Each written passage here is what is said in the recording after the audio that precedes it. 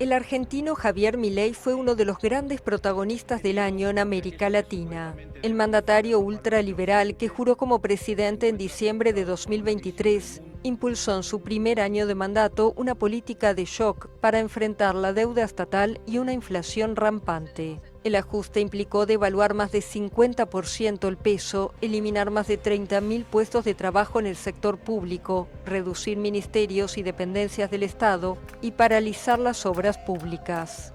También endureció la represión para sofocar las protestas. En apenas un mes de gobierno logró el primer superávit fiscal en una década. También consiguió bajar la inflación del 25% en diciembre de 2023 a 2,4% en noviembre. Pero la estabilización económica no fue sin costos sociales. En el año se perdieron más de 260.000 puestos de trabajo y la pobreza saltó 11 puntos porcentuales en 6 meses a más del 52% de la población.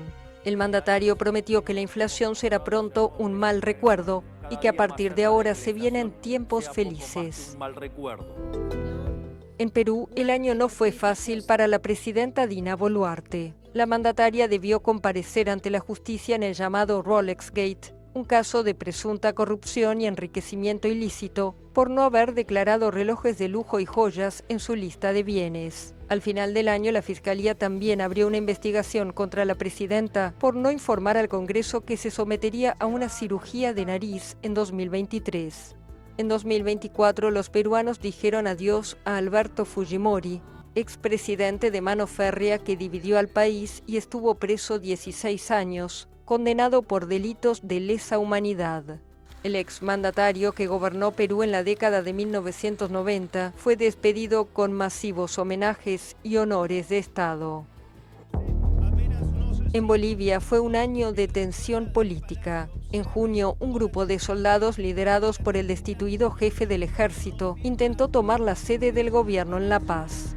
Tras horas de tensión, el presidente Luis Arce tomó juramento a una nueva cúpula militar. Varias personas fueron detenidas, entre ellos los 3 excomandantes de las Fuerzas Armadas. La intentona golpista avivó las tensiones entre Arce y el expresidente Evo Morales, que acusó al mandatario de organizar un autogolpe. Ambos están sumidos en una batalla por el liderazgo de la izquierda de cara a las elecciones de 2025. En noviembre, los partidarios de Morales bloquearon durante 23 días importantes carreteras del país para exigir el cese de lo que consideran persecución judicial contra el líder cocalero, que es investigado por presunto abuso de una menor. Los bloqueos dispararon aún más la inflación y la escasez de combustibles en el país. En Brasil, un ataque fallido también encendió las alarmas. Fue en noviembre cuando un hombre se hizo estallar tras intentar atacar con explosivos la Corte Suprema en Brasilia, pocos días antes de que el país recibiera a los líderes del G20. La Policía Federal investiga el episodio como un acto terrorista. 2024 estuvo marcado por varias elecciones en América Latina. En México, la exalcaldesa de la capital, Claudia Sheinbaum, del partido de izquierda Morena, fue elegida sucesora de su aliado y mentor, Andrés Manuel López Obrador. La primera mujer presidenta de México se enfrenta al reto de la violencia criminal en un país donde los asesinatos y secuestros son cotidianos y los cárteles de la droga controlan vastas porciones del territorio. En Uruguay, la izquierda volverá al poder tras un paréntesis de 5 años. Yamandu Orsi, delfín del popular expresidente José Pepe Mujica, ganó las elecciones en balotaje y asumirá el poder en marzo de 2025.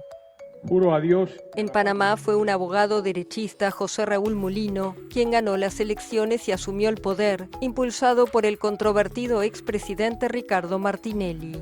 Y en El Salvador, Nayib Bukele asumió en junio para un segundo mandato, con un poder casi absoluto, tras pulverizar a la oposición con un 85% de los votos y ganar casi la totalidad del Congreso. Pero todas las miradas estaban en la elección presidencial en Venezuela, donde el presidente Nicolás Maduro fue declarado vencedor por las autoridades electorales y los tribunales. El resultado, sin embargo, fue impugnado por la oposición, que afirma tener pruebas de que ganó las elecciones.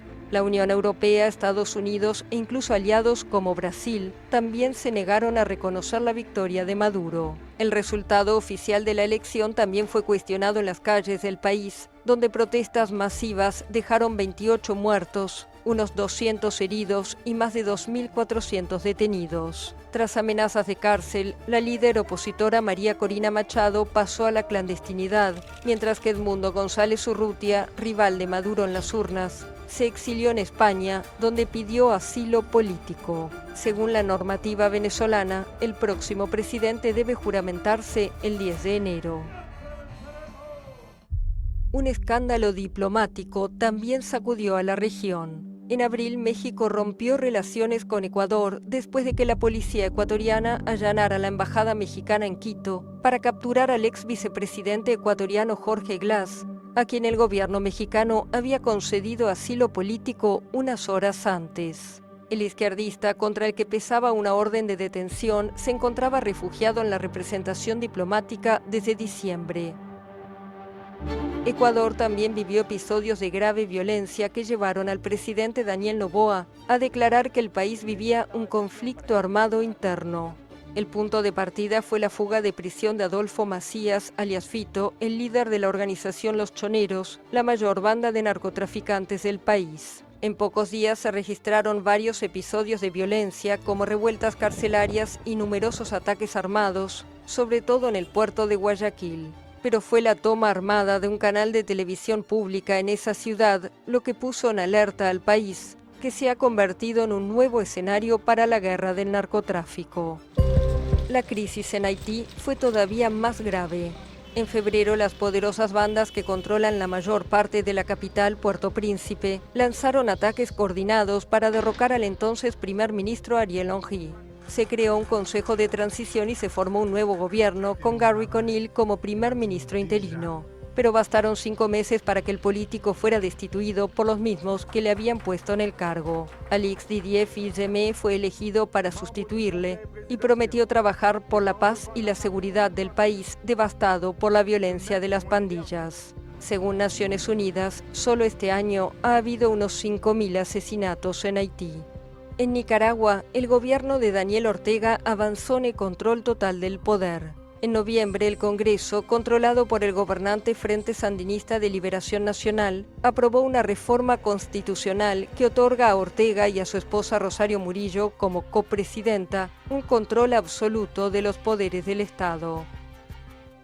Los fenómenos naturales también se hicieron sentir en América Latina. Cuba fue golpeada por 2 huracanes, Óscar y Rafael, que azotaron con furia la isla. El paso de Óscar tuvo lugar además cuando el país sufría un apagón nacional producto de fallas en sus plantas termoeléctricas y falta de combustible.